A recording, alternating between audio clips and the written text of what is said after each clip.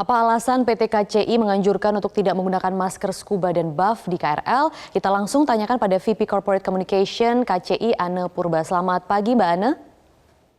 Selamat pagi. Terima kasih sudah bersedia bergabung di Selamat Pagi Indonesia. Mbak Anne, soal penggunaan masker scuba dan buff ini, apakah memang ini sudah secara resmi dilarang oleh KCI atau baru sebatas himbauan? Iya, jadi 1 minggu ini kami akan membagikan 1.200 masker kain sebagai contoh dan sosialisasi kami kepada pengguna jasa komuter lain, sehingga nanti memang ini menjadi salah satu syarat mutlak untuk naik KRL. Perlu diketahui bahwa sebenarnya di dalam kebijakan dalam pandemi ini kan terus dilakukan penyempurnaan.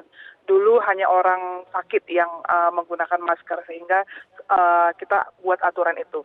Kemudian ada aturan untuk semua menggunakan masker, dan saat ini kita melakukan pengetatan kembali di samping masih terus-menerusnya meningkat adanya yang terinfeksi. Sehingga kami juga menerima banyak masukan dari kesehatan, tim kesehatan, dan para ahlinya agar kita bisa memperketat penggunaan masker ini di KRL, yaitu dengan menggunakan masker kesehatan atau medis dan masker 3 lapis, kain 3 lapis. Jadi inilah yang terus kami sosialisasikan di seminggu terakhir, sehingga nanti ini menjadi syarat mutlak untuk KRL. Baik, jadi karena ini baru sebatas sosialisasi, sejauh ini apakah memang masih banyak penumpang KRL yang ditemukan menggunakan masker berbahan scuba atau buff ini, Mbak? Iya, buff itu memang kalau penggunanya menggunakan motor biasanya memang mereka menggunakan buff sehingga melanjutkan perjalanan KRL menggunakan buff. Ini memang cukup banyak, tetapi 1 minggu ini sudah dengan adanya giat sosialisasi ini sudah berkurang. Memang apalagi penggunaan scuba ya, ini sangat nyaman sekali buat banyak orang. Ini masih yang terbanyak itu menggunakan scuba daripada buff tadi ya. Jadi ini yang terus kami sosialisasikan. Namun di dua hari terakhir ini kita melihat bahwa pengguna jasa komuter lain sudah semakin disiplin menggunakan masker yang 3 lapis dan medis. Nanti kami akan informasikan melalui evaluasi kami sosialisasi, kami akan memberlakukan bahwa ini adalah syarat mutlak untuk naik KRL. Baik, nantinya ketika sudah akan menjadi syarat mutlak, aturan khususnya seperti apa? Apakah akan ada sanksi yang diterapkan? Iya, sama seperti masker di awal ya. Tanpa masker kita nggak boleh masuk stasiun.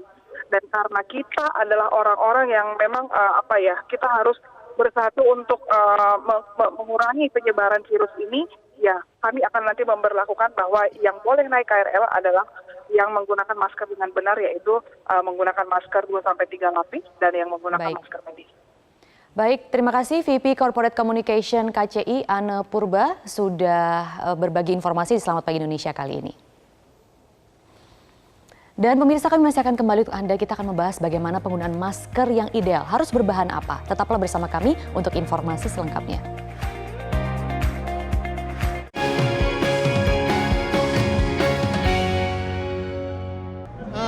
Saya sendiri sih kurang tahu sih kalau misalnya ada himbauan kalau scuba nggak boleh digunain lagi untuk naik kereta. Kan di awal juga asal pakai masker aja, dan ini kan dijual, dan maksudnya awalnya kan boleh gitu, kenapa nggak boleh sekarang kan gitu kan? Ya kalau menurut saya itu lebih bagus juga sih gitu. Mungkin kita lebih aware lagi buat kesehatannya juga sih. Jadi biar COVID ini lebih tidak menular lagi sih seperti itu. Oke, saya setuju sih untuk hal itu, karena kan penggunaan masker disposal kayak gini kan emang dipakai untuk dokter-dokter yang mereka juga tahu kalau ini tuh ada standarnya gitu. Dan untuk menahan virus-virus atau droplet gitu kan mungkin lebih efektif. Ya kalau menurut saya, kalau ini peraturan pemerintah ya kita ikuti aja, karena kita juga tidak bisa melarang. Ya selagi itu baik buat kesehatan juga, kita ikuti peraturan aja. Menurut aku sih kalau misalkan pakai scuba itu kan bahannya terlalu tipis ya. Jadi kurang efektif aja untuk kayak menangkal virus gitu. Jadi harus yang lebih tebal aja sih. Bicara soal efektivitas masker scuba dan buff, kita akan membahasnya lebih lanjut dengan Muhammad Nasir, peneliti Loka Penelitian Teknologi Bersih LIPI, yang sudah tersambung melalui sambungan Zoom di sini. Selamat pagi Pak Nasir. Selamat pagi Mbak. Ya, terima kasih sudah bergabung di Selamat Pagi Indonesia, Pak Nasir. Dari sekian jenis masker, dan memang saya juga mengumpulkan beberapa contoh masker di sini. Ada masker bedah N95, kemudian masker buff, scuba, masker kain dengan 2 kain. Ada juga masker kain dari batik yang pori-porinya terlihat. Nah, sebenarnya ada berapa jenis masker yang harus kita pertimbangkan untuk digunakan? Kemudian penjelasan detail mengenai jenis kategori-kategori tersebut itu seperti apa sih, Pak? Ya, baik Mbak. Pertama sih jelaskan gitu ya.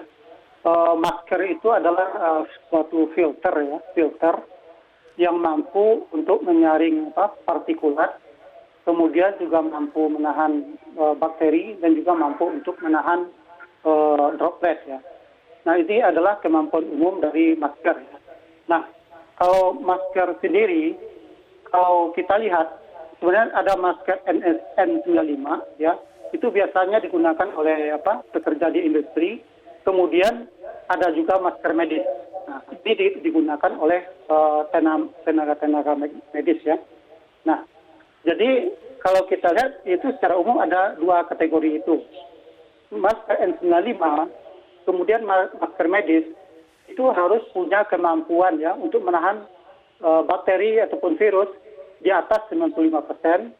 Kemudian kemampuan untuk menahan partikulat itu juga di atas 95%. Khusus untuk masker medis, dia juga harus mampu untuk menahan droplet. Nah, ini perlu kita perhatikan dalam memilih. Memang kalau kita lihat yang ada saat ini yang digunakan oleh masyarakat gitu ya, seperti menggunakan masker N95, itu memang bisa digunakan ya. Tapi masker N95 ini digunakan untuk memproteksi diri sendiri. Biasanya masker N95 ini ada valve-nya ya, sehingga udara yang kita hembuskan itu keluar ya. Nah, jadi cuma untuk melindungi diri pemakainya. Sedangkan untuk masker medis ya, untuk masker medis sendiri itu adalah untuk bagaimana dokter ya pemakainya itu nggak terkena kontaminasi seperti bakteri, virus ataupun demi pasien ya dari yang dihembuskan oleh para pemakainya atau dokter gitu ya, seperti itu. Nah, sedangkan kalau kita lihat memang saat ini di pasaran ya yang banyak dipakai itu kan ada masker kain ya, masker kain, kemudian masker ya termasuk scuba ya, kemudian juga masker medis ya, ini yang digunakan oleh masyarakat. Memang kalau kita lihat masker kain ini itu rentang kemampuannya untuk memfilter ya, itu antara 50 sampai 80% ya. Berarti bukan hanya masker scuba dan buff saja, Pak Nasir, tapi masker kain juga bisa dikhawatirkan tidak cukup menyaring droplet, begitu maksud Anda? Ya, betul. Jadi dari hasil penelitian memang kemampuan kain dalam menyaring partikulat ya, khususnya kan virus, bakteri itu kan masuk ke bioaerosol partikulat ya, bio ya. Nah, rata-rata kemampuan daripada kain sendiri itu dalam rentang 40 sampai 80% ya. Baik. Nah, itu kemudian kalau kita lapis mungkin meningkat, tapi nggak akan sebaik daripada masker medis. Nah, ini yang perlu kita perhatikan ya. Lalu kalau untuk masyarakat umum yang beraktivitas sehari-hari harus keluar rumah dan masih bekerja, itu berarti tidak cukup menggunakan masker kain. Masker apa yang cukup aman untuk kita gunakan, Pak? Ya, saya pikir solusinya adalah yang pertama bisa memakai masker N95 ya, ataupun bisa memakai masker medis. Nah, atau masyarakat yang sering keluar rumah bisa memakai masker 3 lapis ya.